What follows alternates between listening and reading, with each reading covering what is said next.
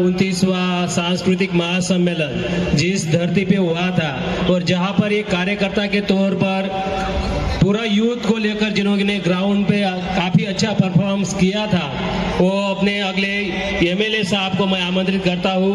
आप थावरचंद मीना साहब, एमएलए धरियावाद, राजस्थान।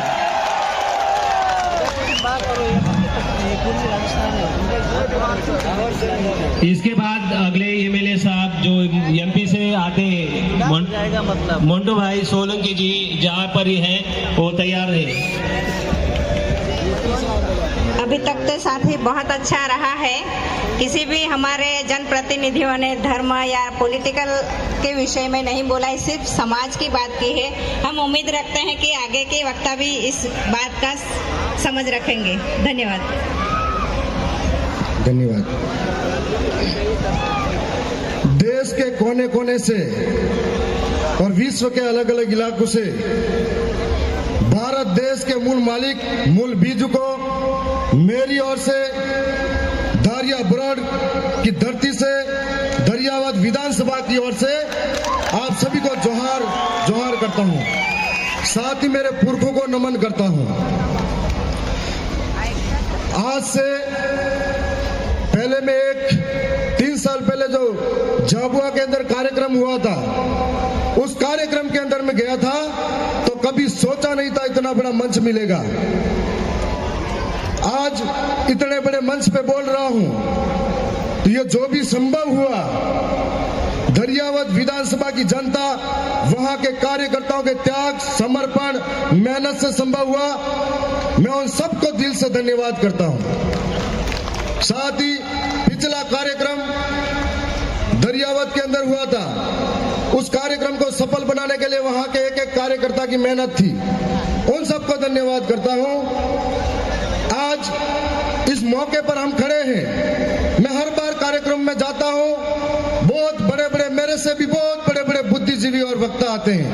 मैं गहराई से उनको सुनता हूं, तब महसूस होता है कि सबके मुंह से निकलता है कि जमीनें लूटी जा रही है, जंगल छीना जा रहा है, अधिकार लूटे जा रहे हैं, रोज कानून बदले जा रहे हैं। समस्या सबसे सुनता हूं, लेकिन समाधान कौन बताएगा?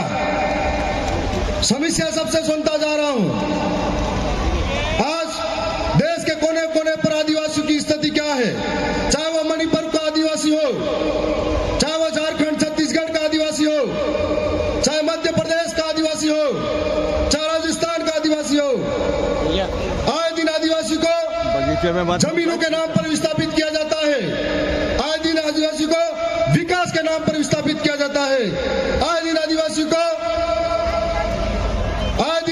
को डैम के नाम पर विस्थापित किया जाता है, तो कभी स्टैच्यू ऑफ यूनिटी के नाम पर विस्थापित किया जाता है। आए दिन आदिवासी के ऊपर जो इस देश का मूल मालिक है उसके सर पे मुद्दा जाता है, कभी बहन बेटी को नंगा करके घुमाया जाता है।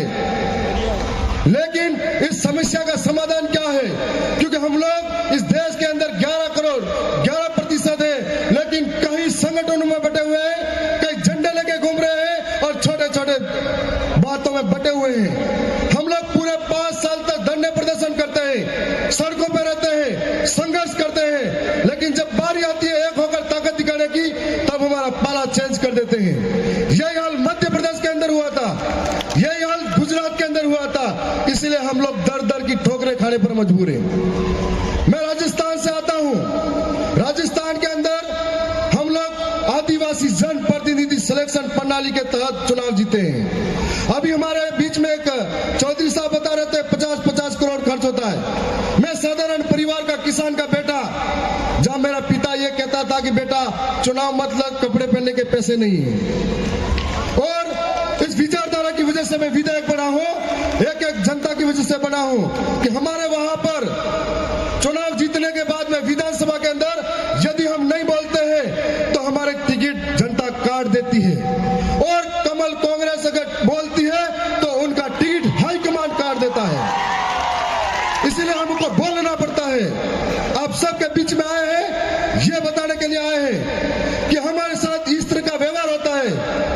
चाहे जंगल लूटे जाए, जमीन छीनी जाए, चाहे हमारे विकास के नाम पर सरकार हमको बेवकूफ बनाती जाए, उसका एक समाधान यह है, हम आर्थिक रूप कमजोर है, सांस्कृतिक रूप से कमजोर है, शैक्षणिक रूप से कमजोर है।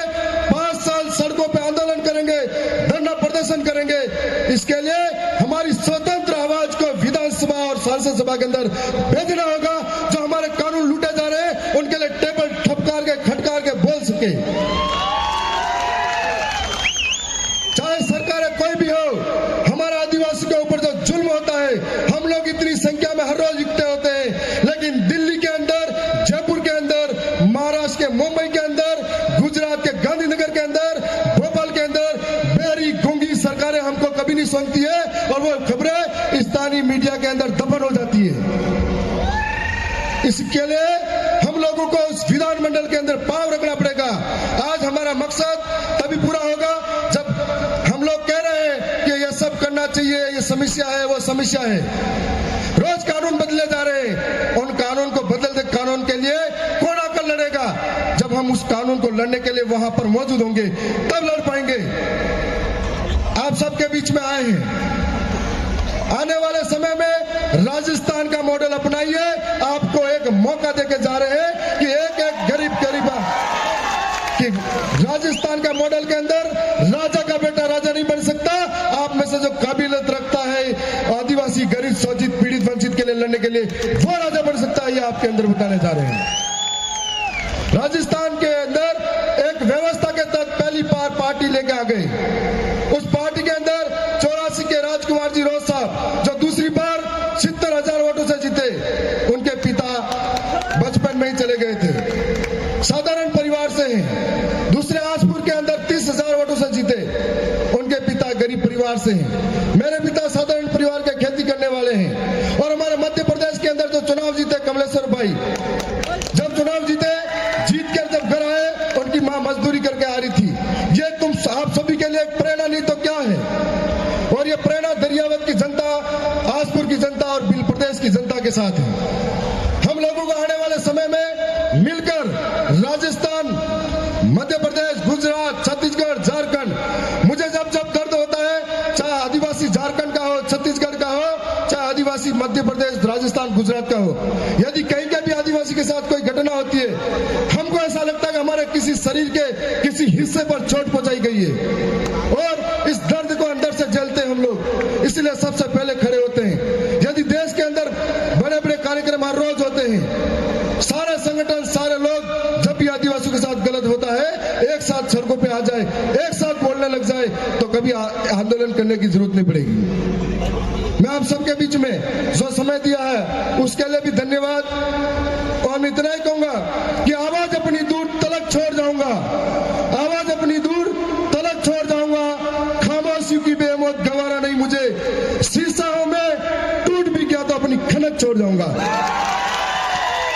आप सबको बहुत बहुत धन्यवाद। जय जवान, जय आदिवासी, जय बिल प्रदेश।